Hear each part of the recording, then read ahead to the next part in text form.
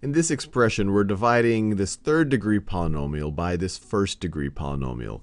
And we could simplify this by using traditional algebraic long division. But we're going to cover in this video is a slightly different technique, and we call it synthetic division.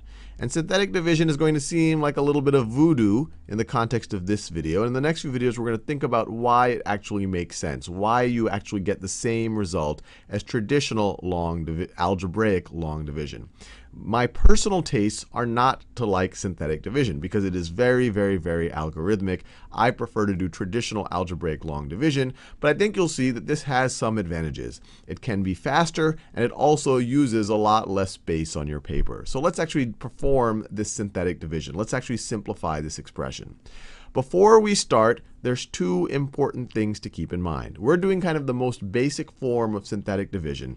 And to do this most basic algorithm, this most basic process, you have to look for two things in this bottom expression. The first is that it has to be a first degree, it has to be a polynomial of degree 1. So you have just an x here. You don't have an x squared, an x to the third, an x to the fourth, or anything like that. The other thing is that the coefficient here is a 1. There are ways to do it if the coefficient was different, but then our synthetic division will have to add a little bit of bells and whistles to it. So in general, what I'm going to show you now will work if you have something of the form x plus or minus something else. So with that said, let's actually perform the synthetic division. So the first thing I'm going to do is write all the coefficients for this polynomial that's in the numerator. So let's write all of them. So we have a 3, we have a 4, it's a positive 4. We have a negative 2, and a negative 1, and a negative 1. Then, and you'll see different people draw different types of signs here depending on how they're doing synthetic division, but this is the most traditional. And you want to leave some space right here for another row of numbers. So that's why I've gone all the way down here. And then we look at the denominator. And in particular, we're going to look whatever x plus or minus is right over here. So we'll look at right over here, we have a positive 4. Instead of writing a positive 4, we write the negative of that. So we write the negative of that, which would be negative 4. We write negative 4. And now we are all set up, and we are ready to perform our synthetic division. And it's going to seem like voodoo. In future videos, we'll explain why this works. So first, this first coefficient, we literally just bring it straight down.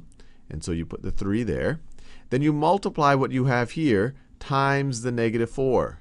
So you multiply it times the negative 4. 3 times negative 4 is negative 12. Then you add the 4 to the negative 12.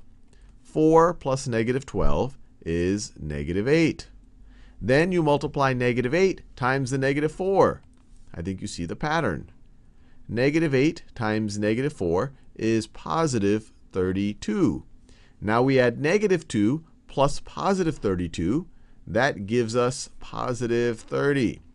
Then you multiply the positive 30 times the negative 4. And that gives you negative 120. Negative 120. And then you add the negative 1 plus the negative 120. And you end up with a negative 121. And now the last thing you do is you say, well, I have one term here, and in this plain vanilla simple version of synthetic division, we're only dealing actually when you have x plus or minus something, so you're only going to have one term there. So you separate out one term from the right, just like that, and we essentially have our answer, even though it seems like voodoo. So to simplify this, you get, and you can have a drum roll right over here. This is going to be, this right over here, it's going to be this is going to be the constant term. You could think of it a degree 0 term. This is going to be an x term, and this is going to be an x squared term. You can kind of just build up from here, saying this first one's going to be constant, then this is going to be an x term, then an x squared. If we had more, you'd have an x to the third, an x to the fourth, so on and so forth. So this is going to be equal to, 3x squared minus 8x plus 30,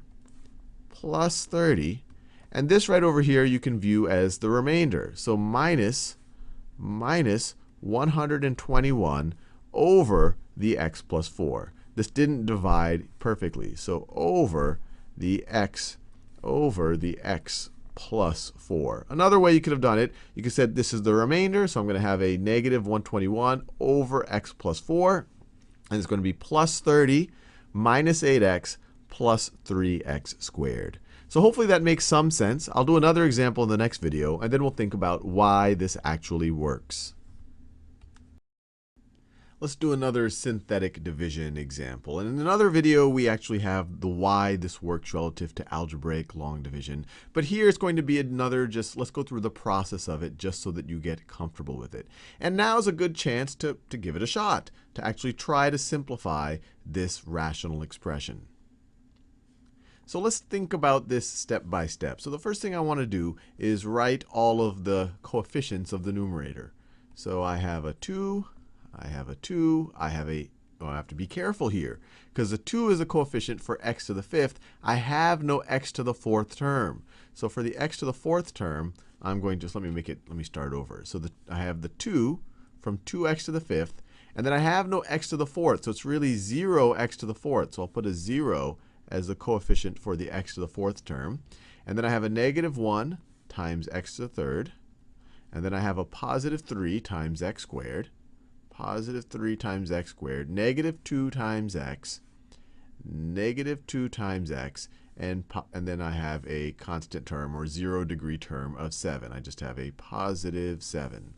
And now let me just draw my little funky synthetic division operator looking symbol. And remember, the type of synthetic division we're doing, it only applies when we're dividing by an x plus or minus something. There's a slightly different process you would have to do if it was 3x, or if it was negative 1x, or if it was 5x squared. This only works when we have x plus or minus something. In this case, we have x minus 3.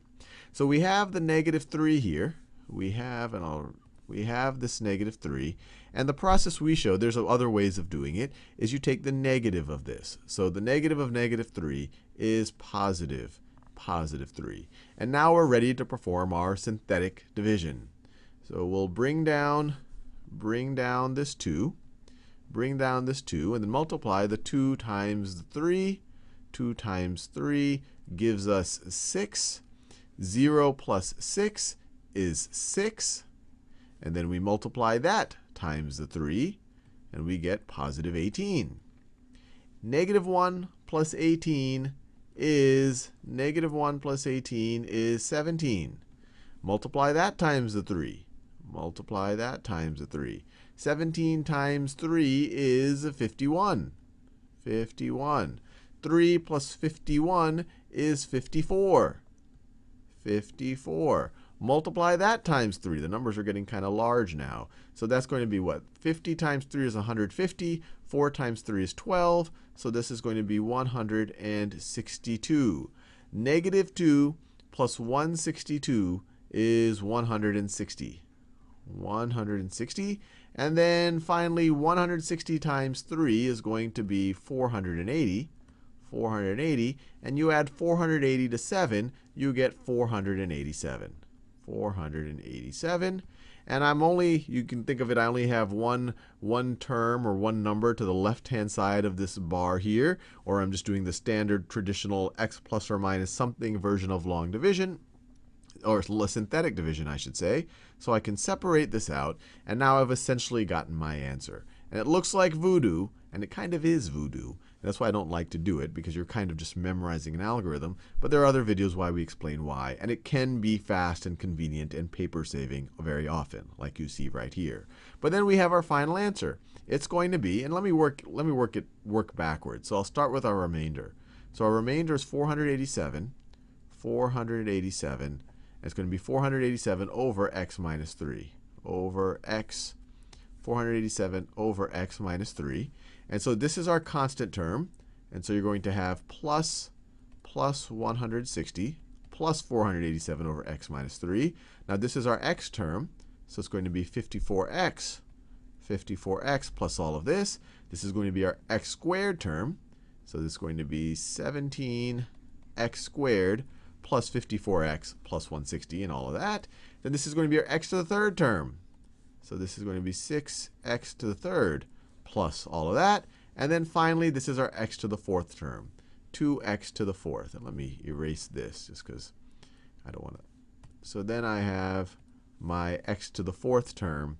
So it is 2x to the fourth. And we are done. This thing simplifies to this right over here, and I encourage you to verify it with traditional algebraic long division.